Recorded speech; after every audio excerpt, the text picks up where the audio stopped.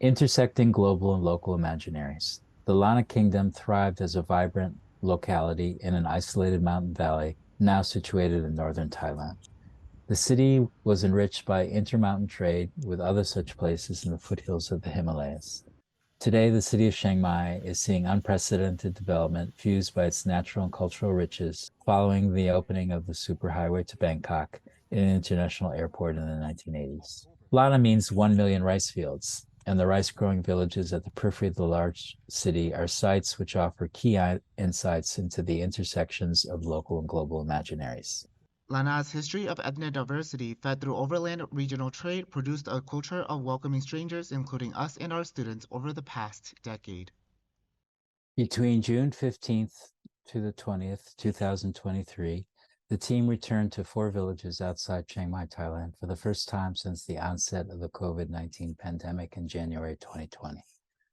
The purpose of the visit was to present gift albums to the elders who had hosted 3 annual workshops with students from Parsons and Chulalongkorn University. The gift albums documented the fieldwork, conversations, and design projects that resulted from this multi-year intergenerational exchange between undergraduate design students and local village elders. Our preliminary fieldwork resulted in a field school with a collaboration between Carnegie Mellon Architecture and Chiang Mai University students. Our work continues to teach us new ways of seeing to appreciate our environment as complex ecologies of socio-natural relationships, rituals, and somatic experiences. Our pedagogy amplifies lived stories of everyday people in their ordinary environments. Dedicated to the environmental justice principles of the Tishman Center and the Jimenez principles of democratic organizing, the research team is documenting and preserving the record of the knowledge, ideas, and actions of the villagers to maintain community-based social ecological practices in the face of rapid urbanization. The story of 2 villages. The most concerning events that immediately preceded our visit was the conclusion of the public review of the new Chiang Mai Comprehensive Plan. The concern is the lack of participation of villagers in the plan's implications. In addition to rezoning the old handicraft highway and designating 2 crossroads through our study area, the plan, which previously had designated the Mekong River as the edge of an agricultural preservation zone, now is redrawn further east along the major radial road. While the local has been ethnographically defined in central Thailand around the ideal of the village, our story starts with 2 villages which transcend modern political boundaries to work together on water quality preservation of the river they shared. This intervillage cooperation is based on a centuries-old community irrigation system where weirs and canals are cooperatively managed and family-owned rice paddy are nurtured and harvested through labor sharing. Matrilineal households are composed of extended family members and live-work compounds. Banyamphratat village stretches west from the Buddhist temple to a community public space and water quality learning center next to the river. The river is then mirrored 2 kilometers south across the river at Ban Ta Thum, where boat docks connect these 2 villages on a flat stretch between the 2 weirs. South of Yangphratat Temple is the former headman's mother-in-law's compound. A gate between her house and a row of rental rooms for migrant workers is an outdoor living room next to the former headman's family's home. Inspired by King Rama IX's sufficiency economy plan, Pa Piyin has transformed the compound house and land he inherited from his wife's family into a model farm, even before he served as headman. Following the king's ideas in response to the economic crisis of 1997, he created his small farm to sufficiently sustain his extended family household, even during times of economic crisis. On previous visits, he had given a tour starting in the outdoor restaurant where he used to demonstrate the benefits of such practices. There are a few cows, pigs, and chickens, a fish pond, vegetable garden, and enough rice paddies to sustain a dozen people. He's especially proud to show his composting vermiculture area as he continue to avoid fertilizer.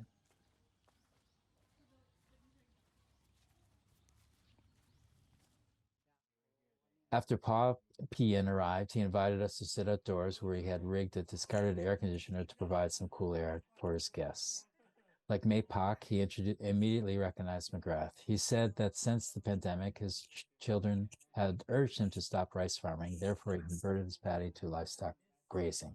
Nonetheless, he was happy to receive our gift and reminisce his time as village headman.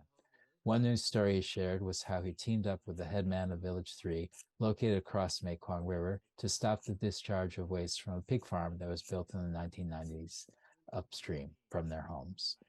Their efforts are a successful example of a community-led environmental justice, and the river water remains odorless and clean today as a result. Of interest to our larger study is that the river dividing the two communities also divides two political districts and municipalities, which ordinarily do not coordinate activities. Paul P. Yin's story acts as a counter-narrative to the isolated politics of municipalities and districts. Successful ecological justice projects must often transcend political boundaries in order to be effective. South of Yang Fratat village. In Tatum village, the new headman Kun Gyeo is taking action using the stories of the river and two villages to create a counterproposal to the two new highways that are being surveyed. The widening roads and highways currently propels the hardening of their Muong Phai weir and canal systems that they use to water the village's rice fields. The previous headman, Pak Wai, who worked with Paul Piyin to clean the river, had built a public sala, a covered pavilion, which serves as a meeting and educational center for maintaining water quality, nurture fish habitat, and a boat pier linking back to Yang Fratat village. A short stroll northwest is a community garden for organic vegetables and composting shared by the villagers. At his house, he demonstrated a fermented banana puree technique of reducing water microbes, which is used yearly to clean the water along with maintaining the river's water hyacinth population. Kungel proposes in counter of the highways an extension to a pedestrian walkway and bikeway along the river running up north to teach the people about the restoration of the river. He cited potential commerce and small businesses as means for more political capital among the two villages for public works projects.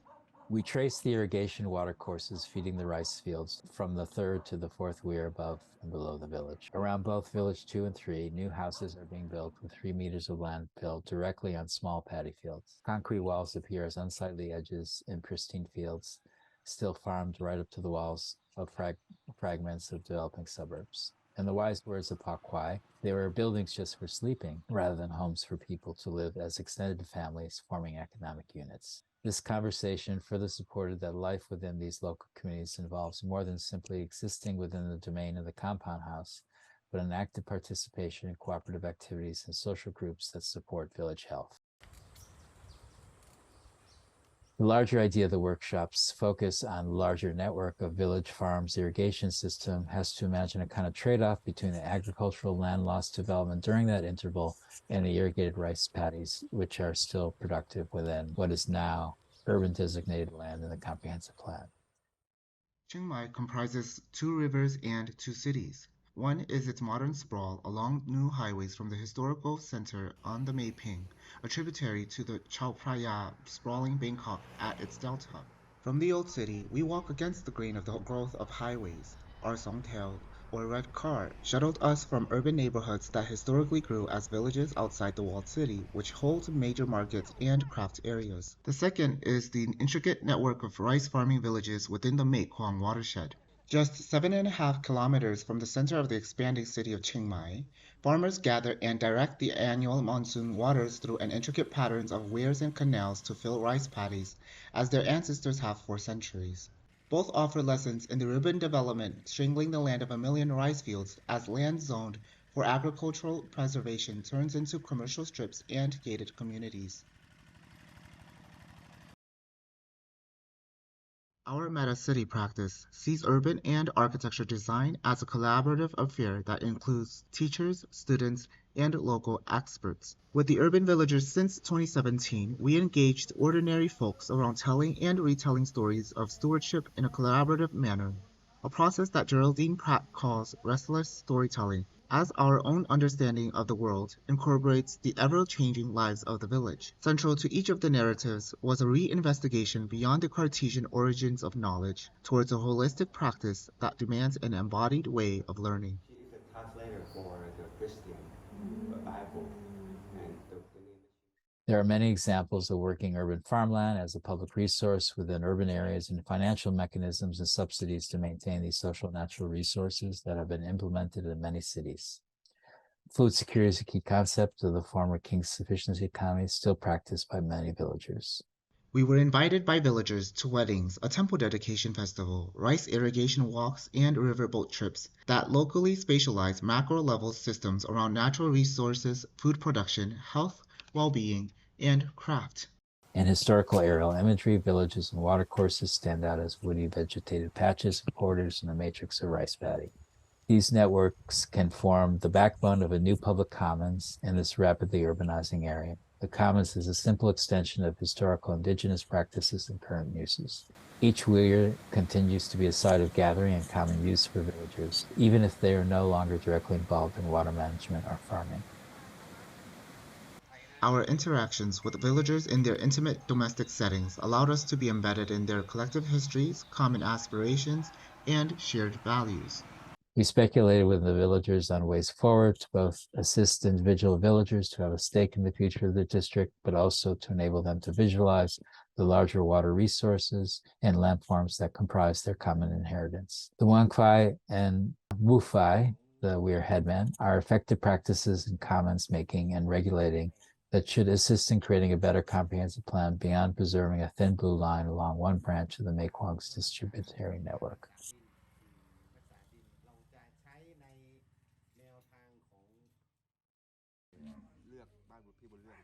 The dense rice farming villages, composed of dynamic matrilineal compound houses within community irrigation networks, comprise the majority of land use in the Mekong Valley. This structural knowledge goes beyond single projects or villages and can inform larger planning decisions.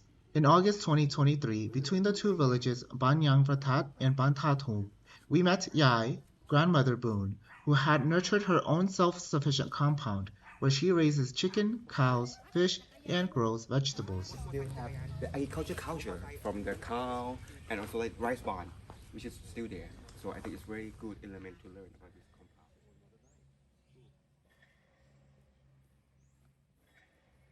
Seemingly forgotten by urban planners is the intricate Muang Phai Weir Canal communal irrigation system that has structured this landscape for centuries.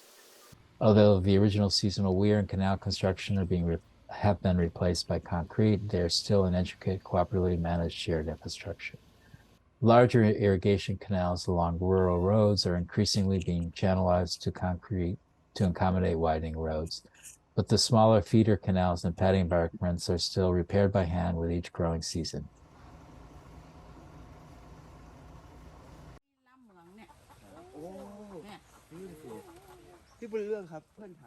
In Yai Boon's family compound, she uses a sluice gate to irrigate her 3 ponds, in which she taught us about growing fish.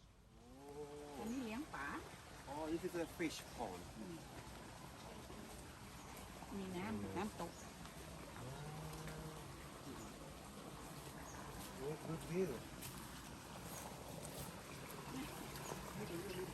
She emphasized the importance of land in her stories as she takes care of her grandson and wishes that he will build a house next to her house when he has a family. You can see the compound house looks like, right? This is the first one.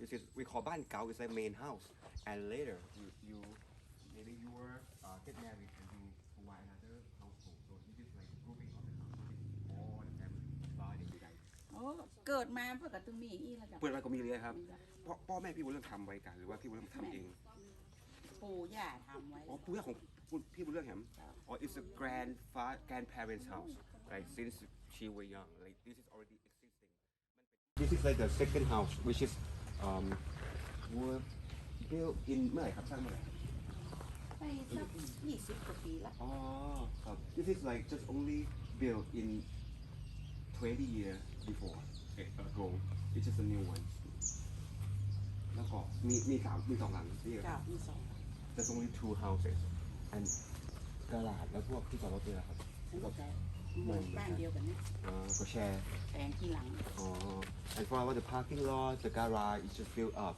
and they share the garage Our fieldwork was accompanied by designers and architects who has focused their work to capture the lived and contested histories of the villages in Chiang Mai. Their design processes incorporates an action-based research approach. We saw how the collective wisdom of rural communities who are maneuvering the growing urban landscape driven by highway constructions can be turned into designs that is rooted in these mundane stories of hope. The visits far exceeded our expectations, and thanks to the continuing generous contributions of our contacts in the field, we return with a deeper understanding of Chiang Mai's rural communities, their members, and their ongoing adaptation to rapid urban development. We're most grateful that our main contacts had all survived the pandemic and continued to lead the lives that set such an important example for our students. With continued support, we are committed to both document the remarkable stories of our informants' efforts in environmental justice and explore new ways to continue our collaborative work.